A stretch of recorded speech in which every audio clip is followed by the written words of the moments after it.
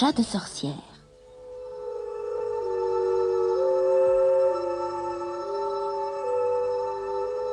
Par une nuit profonde, et pour la première fois de leur vie, deux tout petits chatons pointèrent le nez hors de la grotte où ils étaient venus au monde. Il faisait si sombre que Gobolino avait de la peine à voir sa sœur jumelle, Sorcica. Elle était aussi noire que la nuit. « Qu'est-ce que tu feras quand tu seras grande ?» lui demanda-t-il. « Je serai chatte de sorcière, comme maman, et comme tous les chats de la famille, dit Sorcica. Je volerai sur un balai, je changerai les souris en grenouilles et les grenouilles en cochons d'Inde. La nuit, je parlerai avec les chauves-souris et les hiboux. Je dirai miaou. Et les gens penseront, oh, voilà Sorcica, la chatte de la sorcière. Gobolino se tut un bon moment. Puis il déclara, moi, je serai chat domestique. Dans ma maison, je ronronnerai au coin du feu. Les enfants me tireront les oreilles et m'embêteront un peu. Je garderai la maison, je tuerai les souris et je surveillerai le bébé. Quand tous les enfants seront couchés, je me mettrai sur les genoux de ma maîtresse. On m'appellera Gobolino, le chat domestique. Alors, tu ne veux pas être méchant? Non, je veux être un gentil chat et que tout le monde m'aime. Personne n'aime les chats de sorcière. Juste à ce moment, un rayon de lune se posa sur les deux chatons. Aussitôt, Sorcica hérissa les poils de son dos et cracha « Mais tu as une patte blanche !»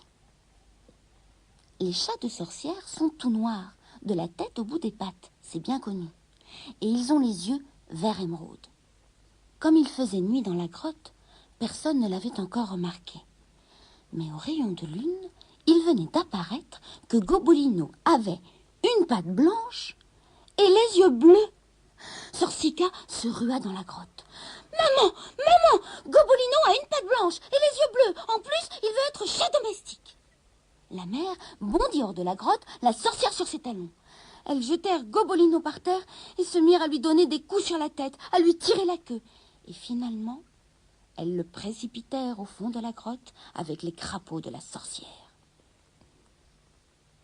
Quand la lune fut levée, la sorcière et sa chatte enfourchèrent leur balai et emportèrent les deux chatons enfermés dans un sac. Le balai fendait l'air à une vitesse telle que Gobolino, en regardant par un petit trou, voyait les étoiles voltiger comme une pluie de diamants. Sorcica miaulait de joie, mais lui, quand il baissait les yeux, il avait le vertige, il tremblait, et des larmes de frayeur coulaient sur son museau. « Arrêtez, arrêtez, je vous en prie !» criait-il, mais personne ne l'écoutait.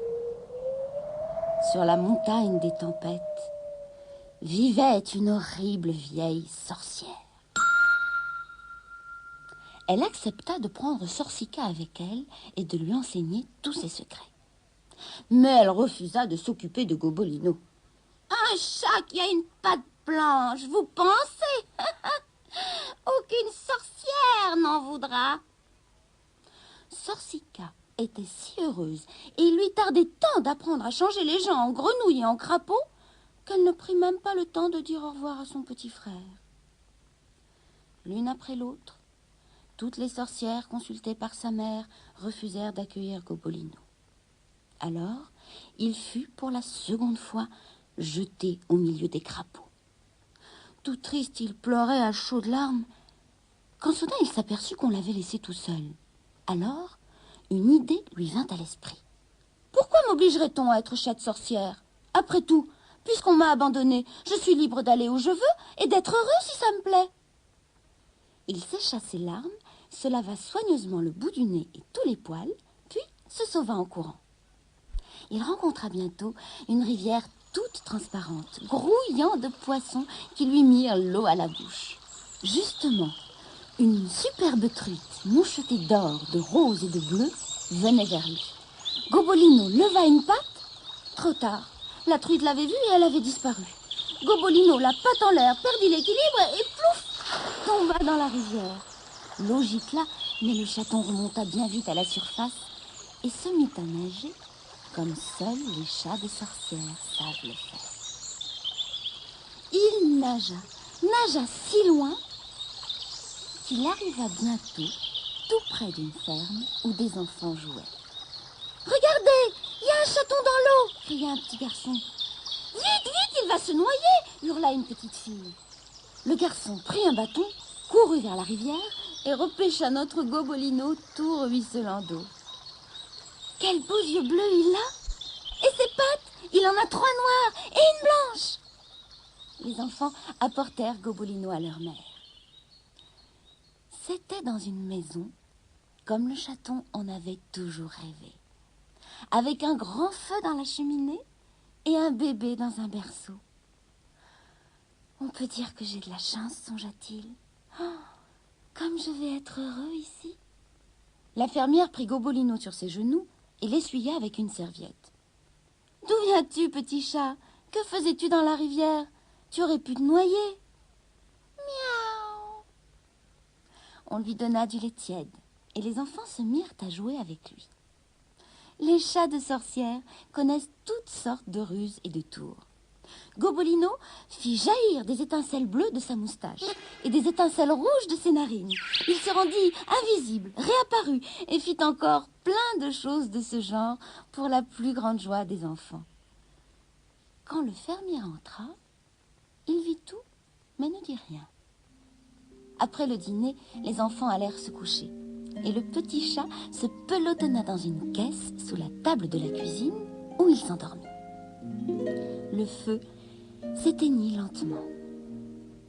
Soudain, toc toc toc, un lutin regardait par la fenêtre. Gobolino demanda à voix basse: « Qui est là?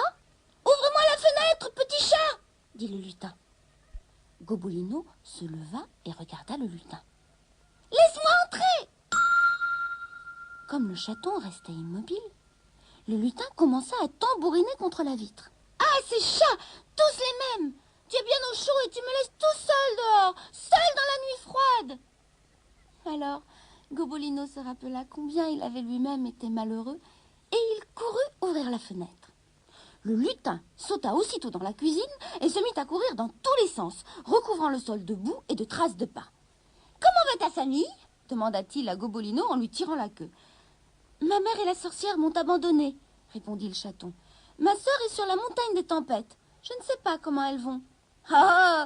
ricana le lutin. « Alors, tu es chat de sorcière ?»« Non, plus maintenant. Depuis cet après-midi, je suis chat domestique. » Le lutin éclata de rire et fit une cabriole. Il bouscula le fauteuil et fit tomber le tricot de la fermière. La laine s'entortilla autour des pieds de la table. « Fais attention !» s'écria Gobolino en essayant de rattraper les mailles du tricot. Le lutin s'engouffra ensuite dans le garde-manger et n'en ressortit qu'après avoir avalé toute la crème. «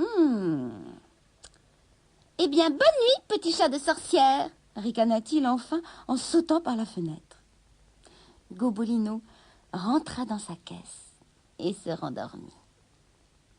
Le lendemain matin, la fermière descendit de bonne heure dans la cuisine. Elle y trouva son tricot tout emmêlé, le garde-manger à moitié vide, et sur le sol, écrit en lettres blanches, « Gobolino est un chat de sorcière. »« Regarde-moi ça !» cria-t-elle furieuse à son mari. « Quel spectacle !»« Je te l'avais bien dit !» répliqua le fermier. « C'est un chat de sorcière, il ne peut nous attirer que des ennuis. Je vais le noyer !» Quand il entendit ça, Gobolino bondit comme une flèche hors de sa caisse et s'enfuit sur la colline. « Hier matin, j'étais chat de sorcière, songeait-il. Hier soir, j'étais chat domestique. Quelle sorte de chat vais-je donc devenir maintenant ?